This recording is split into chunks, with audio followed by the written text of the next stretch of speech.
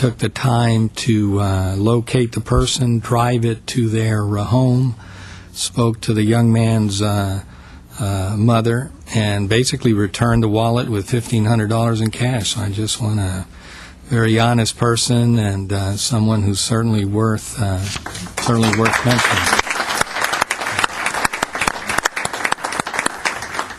That's it. Thank you very much. You can break in any time for this type of announcements.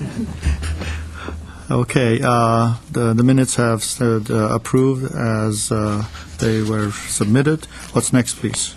Next is oral communication. Discussion is limited to items not part of this agenda. Each speaker is allowed 5 minutes. Members of the redevelopment agency may question or respond to a speaker, but there will be no debate or decision. The matter may be referred to staff through the executive director for investigation and report. I have one card, Herbert Milano.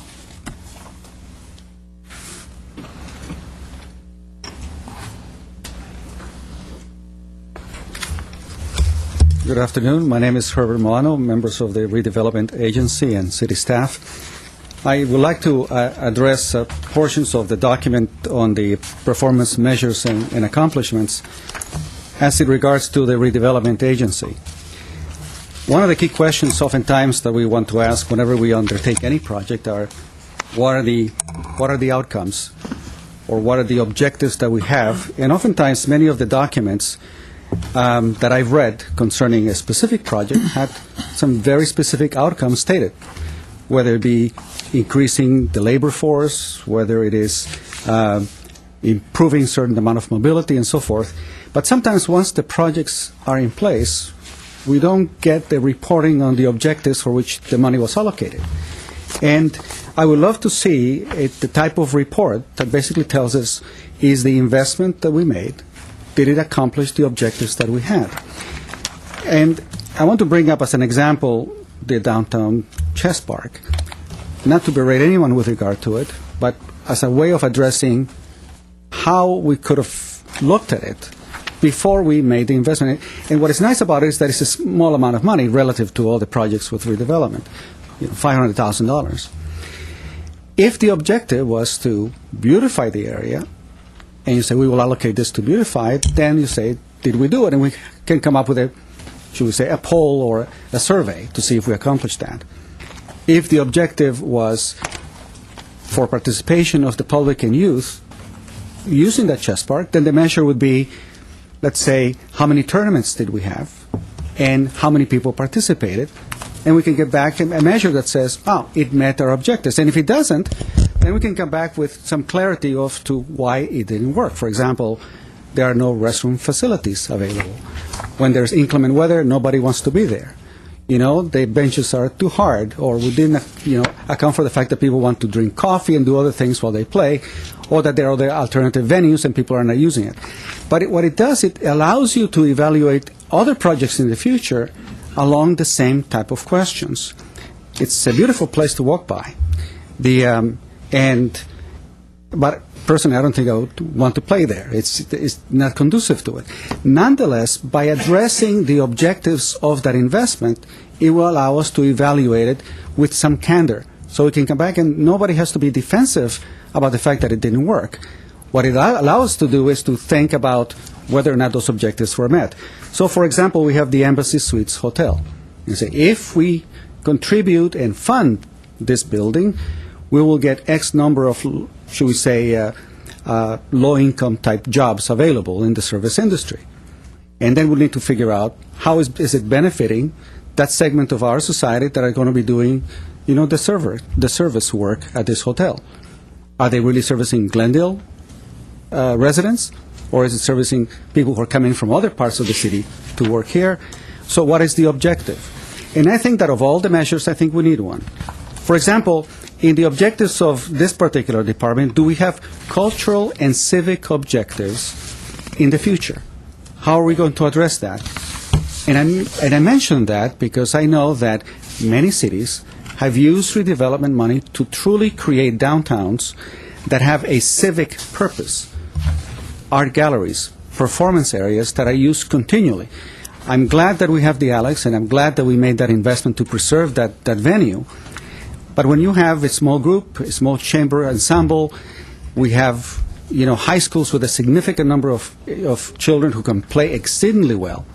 Why not create venues for them? And so my question is cultural and civic purposes one of the goals of redevelopment? And for many cities, it is.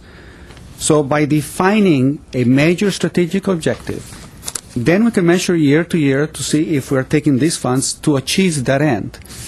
And that's my objective in bringing the whole idea of strategic planning and performance measures as a way of developing a budget so that we can compare year to year to see if we're meeting those objectives. Thank you very much. Thank you. Mr. Lanzafane, what was the objectives of the so-called the chess park originally? What was the purpose of that? Mr. Chairman, members of the agency, the primary objective of all the agency's activities is the elimination of blight. Second was to create a connection from the Orange Street Garage to Grand Boulevard, which we accomplished, and we would accomplish with anything we did there. The third was an idea that came from the community to provide an urban park with a theme of chess.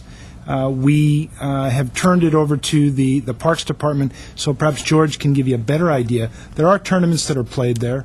There's not a tournament that's played every night, I would imagine. No, but my main goal was to, as Mr. Milano said, what was the original objective? The original objective was to create a passageway from the parking to Brand Boulevard. That is correct. And if my recollection is correct, just to do that was going to cost us $300,000 and some odd $1,000. And then we just added several $1,000s to that to create the chess park from that. The other question that I have is, he also mentioned, is the purpose of redevelopment in the core of the downtown, one of the objections is to create civic and art and cultural venues. That is actually part of our redevelopment. That is actually in our mission statement, yes. And one of the reasons for the Alex Theater was to create that cultural venue. And there are many other ways that we do that through the Parks and Recreation, through things like Cruise Night. We also, that serve dual purposes. We highlight our downtown, but we still create it's a fun, recreational, but cultural event. So there are different things that we do. Okay. How difficult it is as you prepare the budget for the redevelopment agency, which is a smaller document, actually. It's not as big as the city's document. To put in a page or two that talks about the objectives of the redevelopment agency and to what extent we have accomplished some of those objectives. We could, and to some extent they are in our goals and objectives. One of the difficult things about a scorecard such as Mr. Milano suggests is many of our projects are multi-year projects. And so nothing may happen on them that you can measure for several years. And then you might look at the grade report or the scorecard and say, gee, nothing's happening here. But we can certainly put in, with every environmental impact report, there are objectives to the project.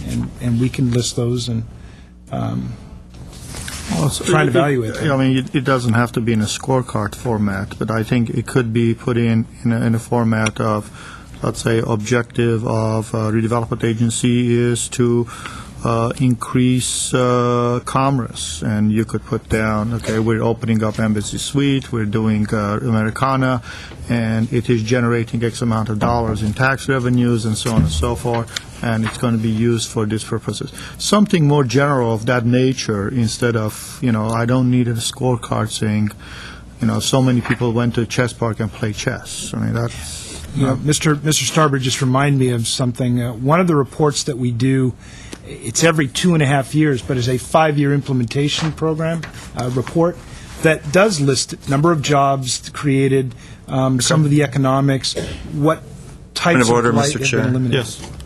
I'm getting the stern glances from our city attorneys sorry, I that did not perhaps we're see that. exceeding the Okay, scope of our oral communications agenda item. sounds good. So maybe, Mr. Chair, I might mention that at 6B, we do have an item on the agency's budget into which this conversation can I was going to say, flow. we had Sounds kind of good. lapsed into our budget discussion. All right. It would be appropriate for that topic. so I think. stay tuned, we'll be going to that. All right. Sorry about that. Next item.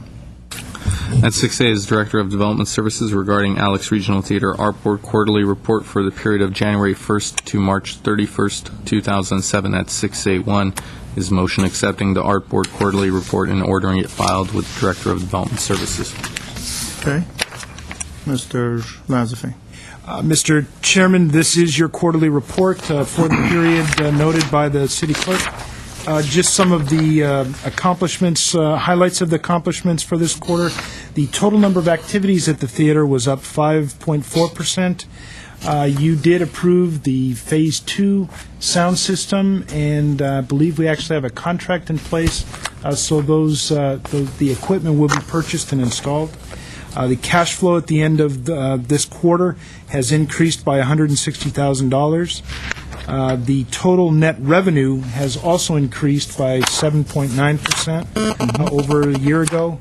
And in terms of events, the Alex Theater partnered with the Set Decorators Society of America for an Oscar party, an Academy Awards viewing party. They also hosted the agency's Invest in Glendale program on March the 15th, just as we were getting to the end of this period. The executive director and chairman of the art board are here if you have any specific questions. This, again, is one of our quarterly reports. We are recommending that you accept it and file it. Any questions? Just that it's always seems to be a lot of activity out there. There's always a event up on the marquee and occasionally lines around the block on some of the events. So I think that's all good. Good to see it. As we said, we all have said that Barry is doing a very good job. Barry McComb does a very good job, and you're on the right path, so I want to appreciate that very much. Is there a motion to note and file? So moved. Second. There's a motion, second and a third, so I wonder if we need a roll call. Roll call. Agency members Draymond. Yes. Najarian. Yes. Quintero. Yes. Weaver. Aye. Chairman Yousefi. Aye, next item, please. Well, I just want to make just one comment for the public to know in general, if I'm not wrong, Mr. McComb. The Alex Theater will be the only place in the entire San Fernando Valley that Academy Award-nominated movies can be viewed by Academy voters. And we will have state-of-the-art sound and video in the theater. I didn't say that right? Let me clarify. Members of the agency, I'm Barry McComb, Executive Director of the Alex Theater. With the film sound system upgrade, which actually happened several years ago, that provides us with current state-of-the-art sound for first-run motion pictures. What places us apart is that we are actually, with our 1,400 seats, the largest screening venue that has state-of-the-art screening capabilities, actually probably in Los Angeles, because we're larger than venues such as the El Capitan. With the sound system that we're in the process of installing now, which is our concert sound system, that actually will position us above what many similar theaters to the Alex have as far as sound technical capabilities, and certainly puts us on par with the top concert venues in Los Angeles. Just was trying to market the Alex. Thank you. Thank you. Next item. At 6B is Director of Development Services regarding Glendale Redevelopment Agency and Economic Development Program proposed budget for fiscal year 2007-2008. At 6B1 is motion directing staff to prepare the final budget for the Glendale Redevelopment Agency and Economic Development Program for fiscal year 07-08. Okay, and with that, I'll go to Mr. Lanzafame.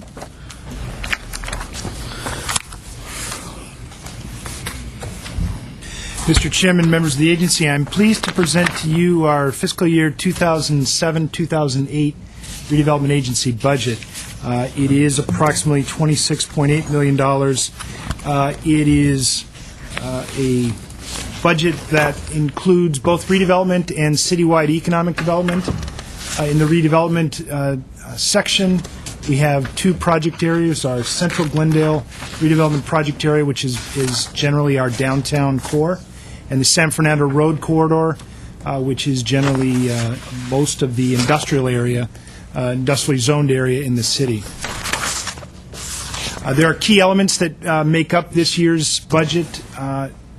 Included in that 26.8 is $5.3 million that are set aside for affordable housing.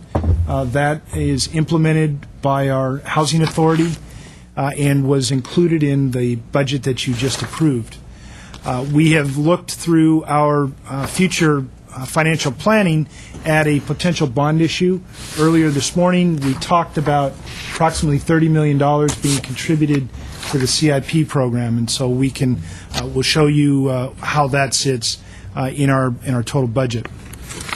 The budget also includes a repayment of the city loans. Most of those were taken out in the 70s and 80s, and we've been carrying that debt. There are also CIP contributions above and beyond the future bond issue. As part of our 2002 financial strategy, which included issuing the agency's first bonds, tax increment bonds, we had set up a discretionary annual reserve of $3 million. And for the last 5 years, we have maintained that, and our cash flow shows us continuing that. That's $3 million that's not programmed for anything, that you as the agency can direct as opportunities present themselves. That $3 million is constant, right? It doesn't add up on top of each other. Well, what happens if you don't spend it, it Just goes carries to over. our fund balance. Right, and so you it's would not see it. like the CIP, we just add on those millions of dollars and we end up having $26 million in the end of the 10 years. This is the same $3 million. So long as we don't spend it. No, it works just like the CIP. It does. It Just like does. the CIP. So at the end of 10 years, if you didn't spend it, you have $30 million sitting there. Okay, so how much do we have on that, Well, of those $3 if- million? if, Or are we just starting this If process? it's not spent, it reverts to your fund balance. So it's just whatever you have available in your fund balance in the redevelopment. And in a couple slides, I see. I want to point you, direct you to Okay. the cash flow, and I can show you where that comes in. Okay. Revenue growth is part of the long-range financial plan. Two of the projects that we have been working on and are under construction, the Americana brand provides tax increment to the redevelopment agency, sales tax to the city's general fund. The Embassy Suites is another project that the agency invested in and will yield tax increment again to the redevelopment agency, and transient occupancy tax, hotel tax, to the general fund. The tax increment that is generated by those two projects, as well as the other increment, is what we will use to secure any future bond issue. We started to talk a little bit about the agency's cash flow. About 10 years ago, we developed this tool. It is something, it's a projection on a cash basis of both our revenues and expenditures, and it helps us identify strong points and areas of concern in the future, much like our long-range plan does for the city, so that we can make corrections. It is very helpful for us as we do these multiple-year projects to keep in touch and keep all of those in context. If you would look to the Exhibit 1 in your packet, it is a copy of our summary cash flow sheet. The available fund balance when you start, it's $106 million. That is where that $3 million, if it was not spent, it would go back to the next year's beginning fund balance. Right now, the agency, we have looked at a potential bond issue, actually two bond issues, one of $28 million and one a couple years later of $20 million in 09-10. That, combined with $30 million of setting aside $3 million each year, in addition to your ending fund balance, this is much like you looked at the CIP today. That would give you about $85 to $90 million to program for the agency. That could be in the form of helping the CIP. It could be additional agency projects or some combination of the two. Mr. Chair, if I can, on that note, you recall in the CIP is anticipated 3 transfers into the CIP totaling, as I recall, about $32 million. This is the source of that. These bond proceeds is the source of that money in the CIP. Okay. Could you go to that Exhibit 1 now that I found it? Okay. Where that $3 million is? If you look at line 23, Okay, discretionary annual reserve, okay. there's $3 million across there. That's unprogrammed, and it's available for the agency to use how it chooses. That, over the 10 years, is $30 million. There's about almost $50 million in bond proceeds. Okay, and my question was, did we have one for this year? And the answer was yes. Yes. So where is that money? It would be in our beginning you'll see balance it- for this No, you'll Yes, see it's, it. it's, it's in the beginning balance for 0607 or 0708. Okay. Right. If you look down, $25.1 million is what we started 0607 with, and we included $3 million. Now, we've not spent that. This cash flow assumes that you spend it. We've not spent it, so actually, when the next fiscal year, that would actually be $7.2 million, because we didn't spend it. But the cash flow is something that you can look at, make assumptions, add projects, see what would happen if, and it's a great planning tool for us. What this projects is just the projects that we have the most confidence in that will actually be built. It's a very conservative estimate. And for instance, we did not program in this summary any of the condominium projects coming online. We did include the Americana, we did include the Embassy Suites, because those are under construction, we know when they're going to finish. We can manipulate the model, and when I say manipulate, I use that in a generic term. We can use the model to plug in, what if those housing projects did come online in 2 years, in 3 years, in 4 years, any combination, and we can see what happens, because it's basically an Excel spreadsheet. Well, how about all the projects that were built in the 70s and 80s, and they have been resold, and and their tax base has changed? Has that been figured into this? Yes, it I mean, does. that is a sure thing. Yes, and that's all figured in your beginning balance that we get from the finance department. They get all of the distributions of tax increment and the assessed value roll, and we plug those in when we update this. We do it in May and then again in the fall. So that has already been worked into this. That's been worked into this. So all of those sales, the Galleria sale, that has all been included, and it would be as part of that beginning balance. Okay. The only thing that I don't know how my colleagues feel about this, but I think it would be easier for us to understand if you're going to have a $3 million to put that in a separate account. So this way we know where that goes.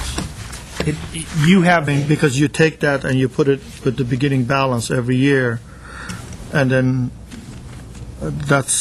I still have a hard time understanding how that stays the same if you don't spend it. Let me, if I can, let me try. This arose when we were doing the last refinancing of the redevelopment agency's bonds. And the underwriters have to do this same kind of projection to see how much money, how you might size a bond issue, how much money you have available. Okay. They also look at things called coverage. What's your ability to make a debt service payment? Well, generally have rules of thumb. They want to see at least 125% of your debt service available. Right. As we were doing the planning and sizing the bonds, they said, okay, well, you've got this much tax increment we think you'll generate every year that you're not using for other debt service or other debts or for your basic administration or for your committed to projects. Do you want to use it all up and size the bonds to take into consideration all of that excess resources? And we said, no, let's be very conservative. Let's save some annual tax increment every year that isn't going to have to be committed to debt service, but can be used by the City Council for new projects, discretionary things. That's how the $3 million came about. We said just carve out of all those other needs, debt service, administration, keep $3 million that the agency can have essentially as money that's not committed you can use for new projects. That's where the $3 million came about. We show it here like it were an expenditure, just for planning purposes. And frankly, part of this table is to see what size bond you could issue again. In this case, in 07, 08, how big a bond issue could you do? And once again, we've said, well, if you can do another bond issue, let's not do a bond issue that's so big that we no longer have any discretionary money on an ongoing basis. So we've just continued that $3 million as a planning figure. Now, when you do your budget every year, you're going to know what your real beginning balance is and how much money you have available to spend, and that'll always incorporate that $3 million. That's correct. This is just a way of planning to see what your fiscal picture looks like on a 10-year basis. I understand the expenditure part of it. I'm having a hard time understanding where do you show this in the revenue end of it? Well, it's not Available fund balance? Is it? Its revenue is really all the revenues that are your resources up at the top of this table. And when you do your budget now, actually, you'll ignore the $3 million when you do your annual year-to-year budget, because you'll say, what's all of our money that we have available coming in? What do we have to use it for? We have to use it for administration, existing projects, and debt service. We have to transfer 20% over to the housing fund. Okay. The money that's left over you can use for discretionary projects. And what will happen is you'll always have in those numbers $3 million being generated because it's not committed in this planning document. So it will show up each year when you do your budget. It'll just be the amount of money you have available, your revenues, less your full anticipated expenditures, and the rest is money that will be available and free for you to spend. And we're doing the budgeting. What I'm trying to get to is where in this document that $3 million is shown. That is there. Last year's $3 million. Years before's $3 million. It'll be in your beginning balance for 07, 08. It'll Okay. show up as your savings at the end of the year and available in 07, 08 to spend. Be part of your beginning balance, correct? Correct. Okay, so when it's showing in here 07, 08, only $4.269 million, is that where it's showing? Remember, this is a planning tool for us, so it would, if let's say we get to June 30th and we didn't spend it, we would revise this based on numbers that finance gives us, and it would say you now have $7.2 million in that available fund balance, Okay, because it's just an expenditure that we didn't make. so it's not reflected in here at this point, on this exhibit. Exhibit 1. It's not. Assumed it's spent. Okay, got it. It's assumed it's spent every year. But we know at this point you haven't committed to spend it for anything. So you can look at it as in each year you're going to have your ending balance plus that $3 million to spend. But when you do your budget and when Mr. Allers brings into you the agency's annual financial report, your fund, if you haven't spent this, your fund balance will be higher by $3 million than is reflected in this table. So I can take this $3 million, and for example, we discussed earlier this morning about Central being widened and this and that. That's available We could to take that allocate for $3 million and put that in Exactly, there. and that's why Got we it. tried to carve it out so it isn't used for any of those other long-term ongoing commitments. Got it. I have a question. Exhibit 2, Matrix of Redevelopment Projects, the $156,000 for Brand Boulevard capital cost. What is Yes. that exactly? That is, it was a contribution to some long-term capital maintenance for Brand Boulevard. And I believe, I'd have to check with Mr. Zerns on here, but I believe it was street furniture, things of that nature. It was a contribution, one of those contributions to the CIP. And how about 800 North Central? 800 North Central, Embassy Suites.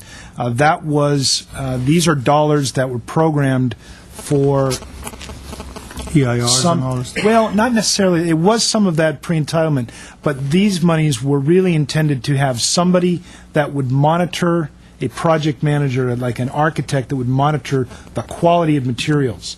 Now, one of the things that we did elect to do is do that with our own staff. And now that we have Alan Loomis, he can help with that. So we may not, in fact, spend this money. And sometime at the mid-year, we go back and review all these with finance and make suggestions on how to free up some of this money and return it back to the agency's general fund. So when the Embassy Suites project is all done, when that hotel is completely built, staff will look at it and say, okay, we're not going to have any of those expenses, we'll let this revert back to balance again, we'll close the account out. But you're asking, you have spent $170,000 already? Because No. you're asking for another $100,000. It's a CIP This is- request for 7-8. this is part of the direction we're looking for from you. This was programmed, you asked for it 2 years ago, and you approved it in the 2-year budget. Oh, I We see. don't think that we'll need that amount of money, So it's been reduced. but we'll reduce it if that's your desire. Okay, so currently, We think how we much can you have? reduce it. Carryover balance is 170,000, That's right. and you were, previously, we said put another 100,000. So what you're saying is you haven't used the 170,000. That's correct. So you want us to tell you to take the $100,000 out? If we could leave it there, and as Mr. Starbird said, when the project's over, we could put it back into the general, or we I can don't take see it any. out. I don't see any need to use it. That's why we hired Loomis. So Okay. I don't see why. Then that's where we would, between now and the end of the month, we'll reduce this budget. You guys concur? Take it $100,000 out? Okay. And let me point out, if a need arises, we can come back to you and ask for And ask money to you. be Yeah. appropriated. Okay. Alex, do you? Does he have time to do all that? I know he's pretty busy. Well, that's why he was hired. He's a very busy man, but Alan has he's developed a good rapport with our staff, and we've developed a good working relationship with planning that we can seem to get them in and out in a very reasonable manner, and he still has time to do other things. Now I'm answering for him, but I think that's the Well, same the answer he'd project give. also committed to certain materials when they appeared before us. I mean, so it's documented as to what has to go in there. And so I don't All he has see to do is a big- check, make sure it's done. On central facade improvement, Yes. you have a carryover of $311,000, and you're asking for another $203,000. On the $311,000, was this the original budget, or it was higher? It was higher because we paid for some of those. There are 3 or 4. This is, again, another place where we could probably make some reductions. There are 3 or 4 that are ready to be funded, and then we wanted to have money again for Okay, them. so we have projects looming out there Yes, we that do. could be done, okay. Yes, we do. Because, Actually, the facade program has been very popular. We've marketed it a little bit better than we have in the past, and we've had several. You've seen several of them come through. yeah, well, we approved one of them on Brand, and That's right. I'm yet to see that one be done. I don't know what's taking so long. Which one is that? It's Royal Palace? Royal Palace, I think. I believe that they are working on their final documents, Okay. and they are coming back. Okay. Okay, gallery expansion. Brand at 134 Freeway, mixed use, what is this? This was a project where 2 property owners were looking at a very large-scale Yeah. mixed-use project. And so 2 years ago, we set aside this significant amount of money to help work that through. We've That's heard good. from them that they're not going to do that. Yeah. In fact, one of the property owners came back with a proposal for another. So here again would be a place where we would recommend that we reduce at least this current year's request, which was, again, we're operating as though Did you you use approved. any of the 75,000? We did not. No. We have 2 So there's projects. $150,000 that can go back. Right. Yeah, because I think that project is Well, dead for sure. We would keep the I would recommend that we keep the 75 because there are projects that are being proposed for those, but not to budget the second 75,000. Okay, and the other one is Brand Boulevard capital cost. What is that? That is the question that we had just answered. It was a contribution to the CIP Right. for For the furniture and all the stuff. correct. And that has not been used. That has not been used, and I did speak to Mr. Zern about it today and reminded him, and And he needs the other 156 also? that was my So he needs understanding. both of This was those. from our budget discussion Okay. Okay, mid-year. okay. When we look at our revenues, these are typical places. Our biggest is our tax increment. We can at times convert tax increment to bond proceeds. Bond proceeds, if we are going to do that tax exempt, there is what they call a private use test. You can only use 5% for a private entity. So this is really for public facilities, public improvements, and other non-private related things. Revenue-generating projects, we used to have more. We're now with the Embassy Suites. We have a loan outstanding with the owners of that for the land. They make an annual payment. Rental income is from our retail spaces in the 2 garages at Orange Street and on the Exchange, as well as the Panda Inn site. We also own some of the public parking lots for which we receive a portion of the revenue, and then interest earnings. Our expenditures, consistent year in and year out, same that you will see in the general fund, salaries and benefits. In our maintenance operations, we include the transfer to the general fund. This year, it's about $2 million. It's $2,040,000. We also include in our M&O our debt service, which is about $8 million for our existing bonds. Capital outlay is equipment that we're buying. We don't have any this year. Capital projects is what is in your CIP budget. These are the figures for each of those categories. You see the debt service at $8.5 million. Our capital projects in both project areas for 07-08 is $2.7 million. The total budget then is 21.5, with 5.3, an additional 5.3 being implemented by the Housing Authority. But this is what your budget is. If we decide to put some money in there for, let's say, on Central, where would that go? In the capital project section? Capital projects. Capital project section. And the capital outlay is for mostly what? That is for equipment, smaller equipment. Our economic development program, these are the goals. A lot of what we accomplish through redevelopment achieves these goals. We try and do it on a citywide basis, although we're limited in our funding. Our program is a $300,000 program. But these are our goals and objectives. A couple of things that we want to focus on in the coming year. Business retention, attraction, and creation, those are always the mainstays for every economic development program. In terms of marketing, we have in the past done marketing brochures. We have advertised in different periodicals. We would like to use the Invest in Glendale format again, and maybe focus a little bit on some of the other business-related aspects.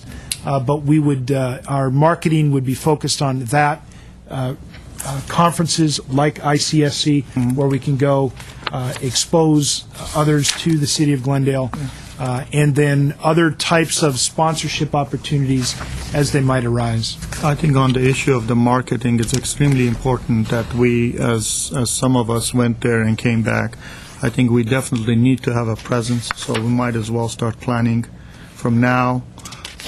We need to have a booth in the ICSC, and I think we need to do another Invest in Glendale, make this an annual type of a thing, and I think we get more bang for our money from that than what we have been doing in the past. We will. In fact, we've already contacted the International Council of Shopping Centers and asked for a reservation. I think it's another 30 or 45 days before they start taking those, but we do have the application, and we would use this marketing budget for that. Good. This all is found, by the way, on I have a Exhibit question, Ms. Fansfane. 5, I believe. Yes, sir. When will the selection process be over for the new economic development manager? That is scheduled for June 20th. There is a pool of, I think, 10 candidates. So we should have somebody, I would hope to have somebody by July, middle of July. And how did you go about advertising the position? We advertised in Western cities, League of California Cities publications and their websites, the California Redevelopment Association, and CalEd. CalEd is really the professional organization for economic development. We had it on our city website, of course, and word of mouth. We reached out to other economic development professionals to let them know and ask for their referrals.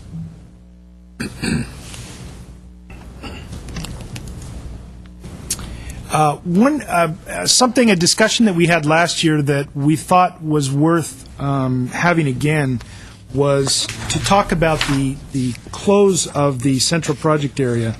We are effective in that area till 2015, at which time we are no longer authorized to do redevelopment activities. There is been and has been for some time talk of extending that statewide.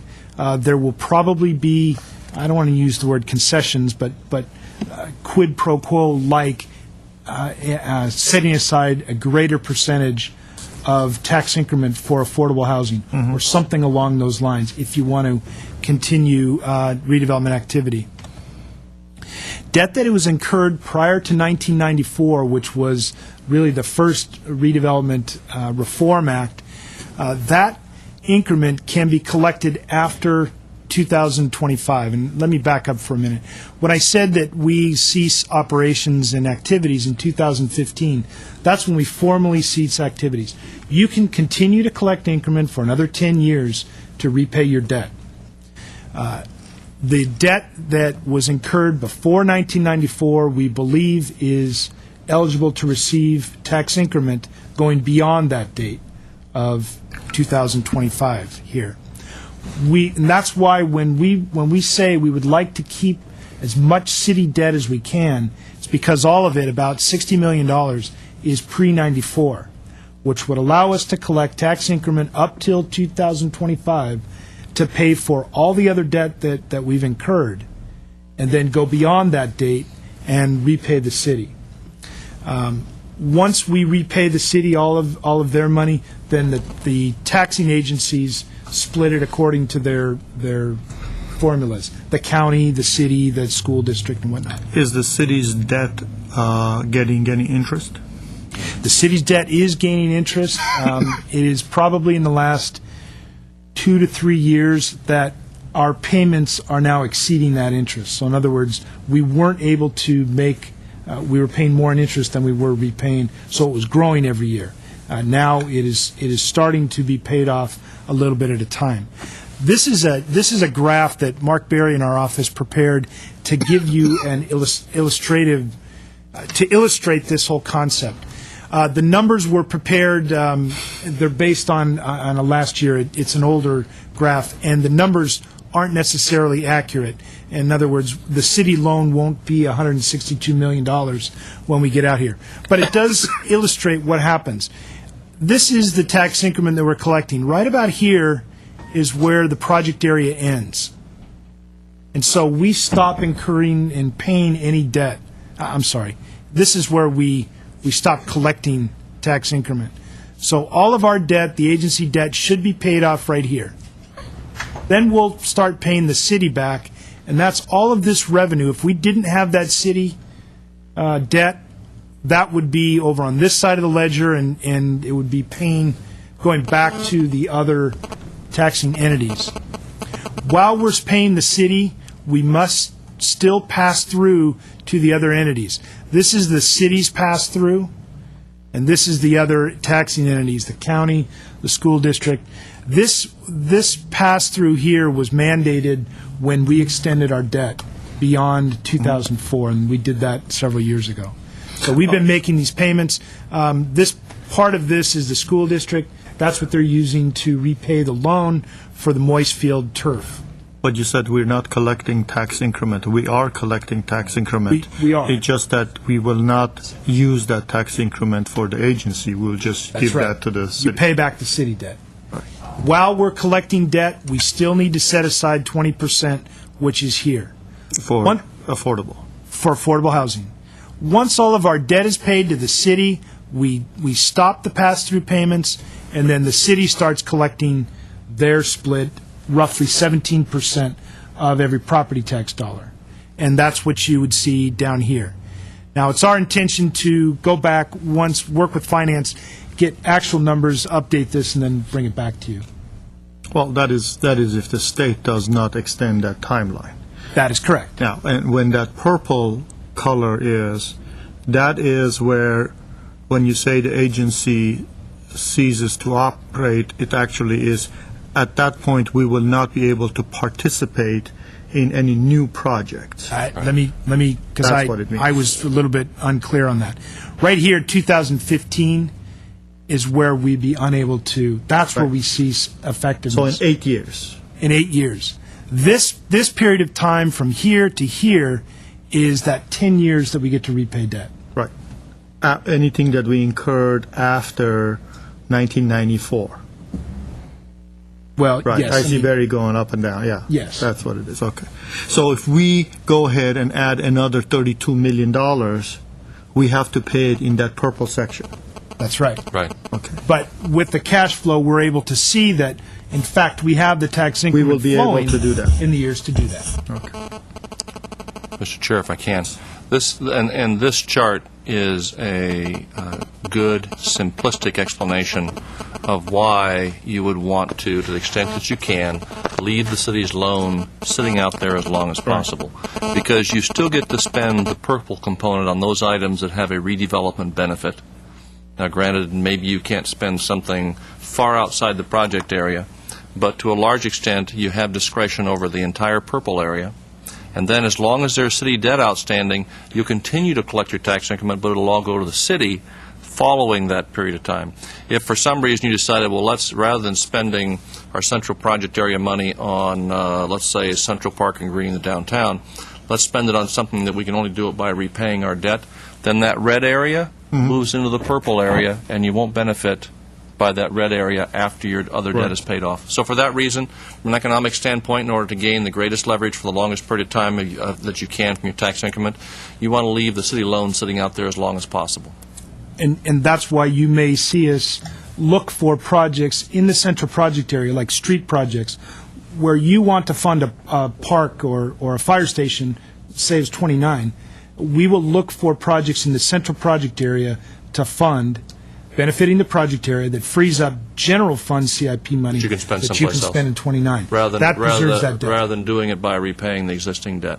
Now, I might note, you'll find every couple of years an agency somewhere in the state, usually one about our age, as old as we are, some of the biggest ones have gone in for special legislation to get an extension on their redevelopment plans for just their agency.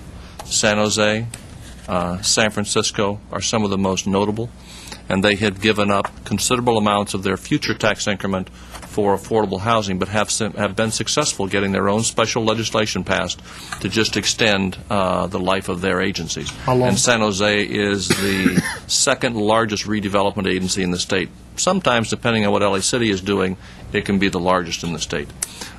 Generally 10 to 15 years more. The advantage of doing that, whether it's special legislation or whether it's broad general legislation, and there has almost every legislative session been a discussion about legislation that would blanket grant an extension of, say, 10 years to all redevelopment agencies that are about the age of Glendale's in exchange for some level of further commitment to affordable housing. They've all gotten kind of pushed into the background by the eminent domain legislation and the initiatives. But those have been there as well. And the benefit is, even if you had to commit a larger portion of affordable housing, is affordable housing continues to benefit Glendale. And in our case, for example, let's take San Francisco. San Francisco, in one of its major project areas, committed 100% of its tax increment from the extension to affordable housing. And that's because they have such a crying need for affordable housing, and said, well, at least we can continue to capture our tax increment for the affordable housing purpose. Now, they're both the county and the city, so they're ruling the same empire. But there have been several cities that have been successful for single special legislation for them alone, and that's something we may want to talk about further if it appears that a broader piece of legislation isn't going to come together in time to meet our needs. And how would we go about looking to see what the chances of that is? Do we contact our lobbyist in Sacramento? You talk to your lobbyists and probably bring in some consultants to help you map out a plan and a strategy, and then, frankly, begin to meet with your legislators to see the viability of having a bill sponsored on your behalf. And who would be sponsoring that? Either your assembly member or your senator. Senate and assemblyman. It has to pass on both Senate and Assembly? And when is that legislation put through? It must be when you couldn't do it now. You have to put a bill in at the beginning of the year. So it's not premature to do it now and look forward to 2025? Oh, I think you'd do it anytime between now and the end of your the end of the life. I mean, I don't think you'd necessarily take it up now because it's likely there will be a broader bill that'll come in the next 2 to 3 years. It might provide a blanket extension to agencies in exchange for committing a certain level to affordable housing. You'd probably want to see how that plays out first, and we have time to see how that plays out. Probably in the last, I'd say, 3-4 years. If something hasn't transpired by then, you'd want to look at special legislation. If it's a desire to try and continue the life of the central project area, certainly with our affordable housing needs, there'd be every justification for it. Well, why would you want to wait 3 and 4 years? Why not try now, and you can maybe make a deal, get maybe a 15-year extension? Something you'd want to talk to the lobbyists about, but I will tell you, these bills are not easy. Well, that's why I wanted to know. These bills are not easy. They're opposed by the state. They're opposed by the county. They're opposed in many cases by interest groups, the schools. Yeah, again, that's why you'll see the ones that have passed have been the very, very large agencies that have a number of legislators and lots of muscle. San Jose, San Francisco. You don't see smaller agencies generally getting these kinds of special legislation. So it's something you'd be better being in a broader bill that grants it to any agency with certain characteristic in exchange for further commitments to affordable housing than you would be having a single bill of your own. Okay. Mr. Chairman, this is our organizational chart. It has all of the positions that are involved in the day-to-day operation of the agency and economic development. You will see here the Senior Assistant City Attorney. Ms. Van Meiden is integral, and so we've included her here. We also fund positions in several other departments. Planning, we fund a major portion of the Principal Urban Planner's position. We fund a senior planner. In the Building and Safety Department, we a building plan checker. We fund that position. In finance, we fund an analyst, a portion of an analyst, and I think that's it. And a portion for a legal secretary in the legal department. The way the flow chart goes is, like, for example, project managers, you got 2 senior project managers, 2 project managers. They all report directly to you? I mean, how does this? How did this chart, really works yeah. is the deputy director of redevelopment is responsible for day-to-day activity. The economic development manager for economic development. The flow chart really is because we're such a small department. I am involved in most everything, but we have a senior administrative analyst that's dedicated to economic development that would report there, an office service specialist. 2, I believe it is, to economic development. The rest of these project managers on a day-to-day basis would be reporting to the deputy director. They are all able and trained to do either type of activity. So if we had an economic development event, let's say, like Invest in Glendale, any one of the project managers could work on that, and they know how to do it. A lot of what we do is very similar in the business assistance. It just depends on, are we doing it outside the project area or inside? Mr. Quintero. Many departments have assistant directors, assistant director, community development, et cetera. Why was this position made as a deputy director rather than assistant? Again, when we looked at restructuring and when we came to the agency on it, the idea was to have somebody that would oversee not necessarily the whole operation, but more a section head, a division, actually, once we became departments, a division head. So that's when we created the deputy director. The department is small enough that we found those layers. But I don't see a division underneath the deputy director, so how does Well, that he work? would be responsible for all of the redevelopment activities. That's where we've got it listed here. We don't have lines of reporting, but it would be these project managers in here that would report to the deputy director on a day-to-day basis. Well, that's what I'm saying, the flow chart, and he's right. I mean, the way the flow chart is made, maybe it needs to be built differently, because the way it looks like is the administrator analyst can go directly to the the agency and council. I mean, it just goes straight up. Mr. Yeah, I'd encourage you not to get into the chart design. What they got into by having to have the traditional boxes connected is then you're going to have to start splitting up people, because one person will do some things over here and also do some things over there because the agency is so small. So you're going to have a senior project manager, half a body over here and half a body over there. In reality, it's a small enough agency that this kind of shows the relative responsibility of each one. Now, technically, the deputy director is really number 2 in the department. Doesn't necessarily supervise everybody on a day-to-day basis, but in the absence of the director, the deputy director is the person who takes over. And when the economic development manager takes over, that person will have 1 or 2 people that will be working directly with them. Right, and it'll be some of these people who will likely at some point in time also be working on some projects that the deputy director is directly supervising. So we didn't want to get bogged down the lines because it just becomes really a lot of process without a lot of substance to it. So this is more of a general picture of the number of bodies and people in functional areas. Let me just say it's been my experience in public administration that lines mean something. So I don't just casually dismiss this chart. So that's just my comment.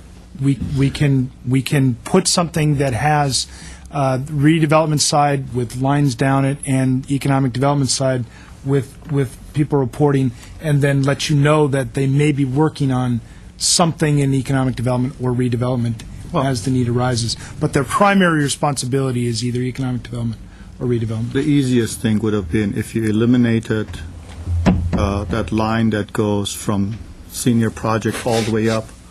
If you just eliminated that and you just brought 2 lines down, one from deputy director and one from the other one, then it would become more self-explanatory, which is all these people down here, they report either to the economic development manager or the deputy director of the development. And then those 2 individuals report to you, and then you report to Mr. Starbird, and Mr. Starbird reports to us. Okay.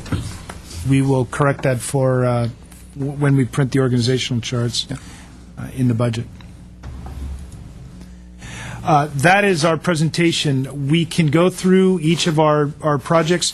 We did that with Exhibit 2. If you'd like, we've got them here. They're a line item with a dollar figure. Again, I think we went through that on Exhibit 2, but we're prepared if you'd like to hear the rest. So at this point, if 3 council members are willing to, agency members are willing to put, let's say, $3 million towards Central, we do that in here? Is this the place for it, Mr. City Manager? Well, you could Or do it. $2 million or whatever. You could set aside any number that you want to. And Mr. Yusefian, if you don't do it here, it doesn't preclude you from doing it at some point in the future either. Is that something you guys want to do? Put some money into implementing that Central? No. Before I make that decision, I'd like to know what else we can do with the money. You could really do anything. You could fund parks, you could fund fire stations, you could fund streets, you can do projects with, on the block, Brand Boulevard across from Americana. Only in the agency area. Only in the central project area. And if I can, you're going to be spending a lot more time on the bigger CIP budget. What's important here is that you know that this is a source of funds that can be available. Certainly for any project in the central project area, and sometimes for projects for which you can find a central project benefit.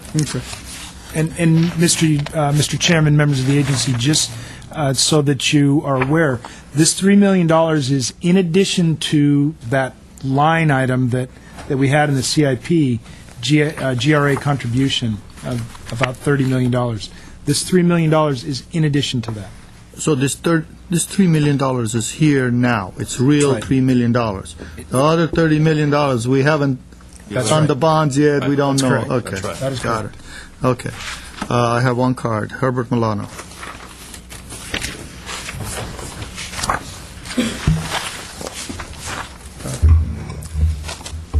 Members of the Redevelopment Agency, my name is Herbert Milano. I want to address you and the city staff with you the need to have performance measures and strategic objectives as part of or preliminary to an evaluation of a budget. Because otherwise, the numbers that you have and the expenditures that you have stand pretty much isolated without a way for you to really gauge performance. And I'd like to give you a couple of examples that were just brought up in this PowerPoint presentation.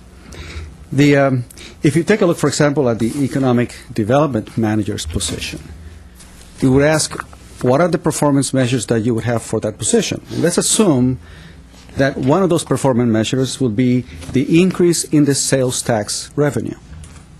Well, if you have an objective to increase that, let's say within the redevelopment area by, let's say, 20% in the next 3 years, then you will need to know what policies you put in place to measure that. So if, for example, you come in and develop a large commercial project, but that commercial project drains the businesses from other parts of the area, then you're going to find that as you do these measures that you basically have a wash, or you don't really are approaching that objective.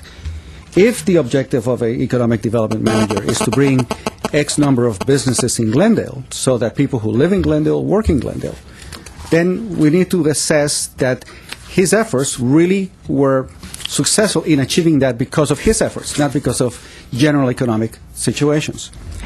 Another example, is the amount of money that you spend in marketing. Let's say you spend X amount of money to go to Las Vegas to bring in additional developers into Glendale. Well, the reason why you bring those developers cascades into something else. If we bring these developers, we'll get additional tax increment with it, or let's say property tax. And where does that property tax go to develop and to help out the residents, the current residents of Glendale?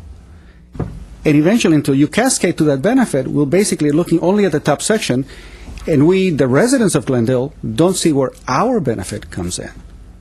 Because you see, there are areas within the redevelopment area today, especially the area just south of Colorado where the armory is, that I would consider blighted area. I mean, it's got all the elements of blighted. The area on Louise, I don't know if it's really part of redevelopment or not, but as you begin to look at the area surrounding Central Park, if you were to look at blighted area, that is blighted. If you look at the area where the Embassy Suites is, I would doubt that anyone in their right mind will consider that blighted area. But nonetheless, it's blighted for whatever purposes you intend it is. So you play semantics with it, and that's well and done. But at the end of the day, the revenue that comes from it should benefit the overall population of Glendale. And I think it's nice that we have money set aside for low-income housing. But if we look at the deficiencies that we have with regard to the areas that I brought in earlier, civic venues. If you go to San Jose, you should all go to San Jose and take a look at a city that is truly vibrant and where the measurements are there with regard to, let's say, transportation and traffic flow. Or go to Portland and see the effect of cities that have really made headway with regard to civic venue, art, sculpture, open areas. And I think that the area surrounding Central Park and Central Park itself is a prime example of an opportunity that we should not miss. And it's only when you set objectives of that kind that we begin to say, are we moving along towards it? Or what's the percentage of completion year to year? But we need those kinds of measures because when we just look at the numbers, we have no idea. You know, this man may make $130,000 a year. I have no idea if that budget or that salary is giving us the objective of, let's say, incremental tax for regard to sales tax, for example. Thank you very much. Question, Mr. Chair? Yes. Phil, let me ask you this question, and what are the procedures necessary to create a redevelopment zone? Obviously, there has to be blight. Is it possible, theoretically, to create a zone in, let's say, southern Glendale or central Glendale, outside of the current zone, argue that it's blighted, and begin receiving the tax increment, and let's say start building parks, libraries? You would have to identify the blight. You would identify the area that you're looking at. Then you would have to specifically identify the blight. And with legislation that was passed and became effective this January, those blight findings became even tighter.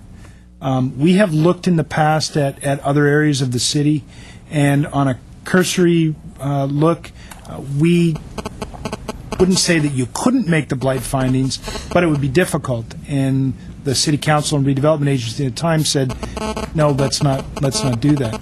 Many of the areas that you would see are entirely residential, and that has been very difficult to form redevelopment project areas wherever residents are in. And who makes that decision? Who's the ultimate finder? Well, the city council partly makes the decision. You have to initiate it. But if, for example, the county or the state attorney general disagrees, there have been agencies taken to task and taken to court, usually on the basis of their formulation and of their environmental impact report. Mammoth is a very good example of one that, well, in fact, the court reversed the city's action and wouldn't let them form a redevelopment project area. I will tell you today, it is very, very hard to form a project area, and in a community like Glendale, I think you'd have a very, very hard time finding the necessary blighting conditions to establish it. They have to be both socioeconomic as well as physical blight, and you have a number of findings you have to make under state law. The standards were tightened up significantly in 1994. What? Yes. 94? That's correct, and then more recently on the AD, first of the year as well. Yeah, and then 1290, and then tightened up again. It just, unless you really have some significant issues in a community, vacant buildings, crime, dilapidated private and public structures, you have a very hard time today forming a project area. Very hard. I mean, we all hear the issues facing South Glendale, the density, the poverty levels, the lack of open space, the lack of infrastructure, it goes on, lack of parking. These are not sufficient to meet that threshold. In my experience, nothing in Glendale today will rise to a level that you'd be able to justify a redevelopment project area. Actually, some of those things that you just mentioned were taken out of the list. Lack of parking, multiple ownerships, and odd-shaped lots. Those were actually taken out, and you can no longer base your blight findings on those.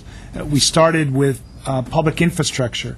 If you had a lack of public infrastructure, you could create a project area by saying it was blighted. That was erased in, I think, 1994 with the 94 reform. I might point out that 9 years ago, with some of the issues we faced on Auto Row, with the older facilities, lack of area to accommodate new facilities, with a number of intervening parcels that didn't have good uses on them, we had two separate independent consultants look at South Brand at the possibility of forming a project area. They came back and said, you're not even close. And that was 9 years ago. That was even before the most recent stiffening of the standards. In a community like Glendale, one is you'd be looked at very closely because Glendale's image is one of a higher quality community. You'd be watched by everybody who questions these formations. Also, when I was on council, I had just come into council, we did discuss two areas. One was south there. The other one also included a portion of the Glendale Avenue. There was another thing, and Jeannie was still around. And we did look into it, and we got the same exact answers from the consultants. So it was very difficult then, and that was in 2001. So now it's even worse. Mr. Yusefian? Yes. Stubbard, I know you don't like to brag, but what role do you play in the State Redevelopment Agency, or have you played? Well, I have served since '91 on the board of directors of the California Redevelopment Association, which is the League of California Cities for redevelopment agencies that represent the roughly 350 agencies in California. And as president too at one time? I was president for 18 months back in 94, 95. I tend to forget now. So your knowledge of the question we just asked is pretty, I don't view myself as a technician. I view myself more as a generalist, but I've been on that board and as a result actively engaged in legislation for redevelopment agencies for 15 years now. you're more qualified than we are to answer the question. Well, I will say that. I mean, it's a good question. I'll tell you, as Jillian will tell you, Phil, who stays even closer to the technical stuff than I do, both of them, they will tell you that because of the abuses that have taken place in the past 15 years, the laws have been tightened up significantly now. And it's become a major issue for counties. It's become a bigger issue for the state because their view is every time a project area forms, they lose money. It's become a bigger issue for schools. So those are all interest groups that have pressed to implement more and more restrictions on the ability to form agencies. I will tell you, in a community like Glendale, unless you've got a severe pocket where something terribly is going wrong, you wouldn't be able to form an agency, and you'd probably have, if you tried, you'd have all kinds of other agencies lining up to take you to court over it. I believe him. So it wasn't your participation in this that made things go downhill. Trying to. No, I hope not. Actually, it's been the good work you've done here in Glendale that Is creating that problem. Because there was a time you could. I mean, and frankly, San Fernando back when it was formed, and that was kind of on the cusp of things getting much tighter. But San Fernando back in when it was formed in '94. In '92, I mean, a number of issues you could point to there, and frankly, things have gotten better there. You'd have a much harder time forming San Fernando today because we've been addressing issues. Our housing stock, as dense as it is, this city does a very good job in code enforcement, in getting after property owners who aren't adequately maintaining it, and trying to prevent issues from getting bigger. So. You don't have some of the tools. Okay. Looking for a motion? Two things. One is on Exhibit 2. It says downtown development standards, $71,000. That's remaining? That is remaining. This is as of May 9th, so if any bills have come in. But this was really our downtown-specific plan. The Okay. redevelopment agency funded the major portion of that, as well as the mobility plan. Okay. So there's these dollars that are left over. Okay, and the current state of the lawsuit that is out there pending, is that where that is going to be paid from? No, and I'll let Ms. Van Meiden respond. Mr. Chair, members of the agency, that is out of the city's litigation fund that we're And why is that? Because it is a litigation, and that's what the amount, the money's budgeted for. Since part of that is from the downtown specific plan, would the downtown redevelopment agency, and part of it is in the downtown. I think that's a good Would they point. be They could pick contributed to That's this? they could contribute to it. Right. Absolutely. And you're getting, and they could serve as a source of funding where it's being charged to is Right. appropriate. Right. But certainly the redevelopment agency could be looked to make a contribution to that fund to offset the ongoing cost. And that's something we'll look at. That's a good idea. It's a We'll good look at idea. that. I know every time I mention something, Phil's heart just drops. He goes, there goes No. another $50,000 I'm a out of my. collaborative guy, and I'm here to... All right, is there a motion life. to approve? Second. There's a motion, second, roll call. Yes. Najarian? Yes. Quintero? Yes. Weaver? Aye. Chairman Yusefian. Aye, and I'm assuming that motion included the directions we gave him. Everyone. Mr. Chairman, if I might, just to thank two core staff budget people, Adriana Escutia and Mark Berry, who prepared the budget and the exhibits for you today. Thank you. Okay, what's next, please? Is there any agency member or staff comments? Hearing none, Move to adjourn? Second. we're adjourned for the agency. Joint meeting. Joint meeting. And good afternoon. I would like to call to order a joint public meeting of the Glendale City Council and the Glendale Redevelopment Agency, June 5th, 2007. May we have roll call for the City Council, please? Council members Draymond? Here. Quintero? Here. Weaver? Here. Yusefian? Here. Mayor Najarian. Here. Maybe a roll call for redevelopment agency. Agency members Draymond? Here. Najarian? Here. Quintero? Here. Weaver? Here. Chairman Yusefian. Here. May we have your report, please? Agenda for the June 5th, 2007 joint public meeting of the Glendale City Council